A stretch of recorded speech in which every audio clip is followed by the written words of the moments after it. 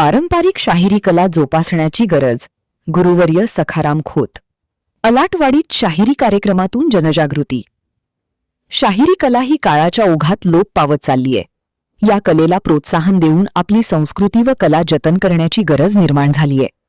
शाहिरी कार्यक्रमातून लोकरंजनाबरोबरच जनजागृतीचे कार्य घडत असते. शाहिरी कला टिकविणे आणि ती वाढविणे काळाची गरज बनली असल्याचे प्रतिपादन गुरुवर्य सखाराम खोत सरवडेकर यांनी केले. श्री सद्गुरू शाहिरी मंडळ अलाटवाडी आणि कोल्हापूर लोककलाकार सांस्कृतिक शिक्षण संगीत संस्था सरवडे यांच्या संयुक्त विद्यमाने अलाटवाडी ता हातकणंगले येथे आयोजित जागर शाहिरीचा या कार्यक्रमात उद्घाटन प्रसंगी ते बोलत होते.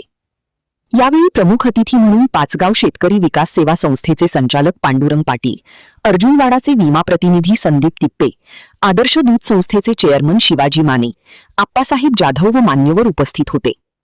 प्रारंभी युवराज चव्हाण यांनी स्वागत केले.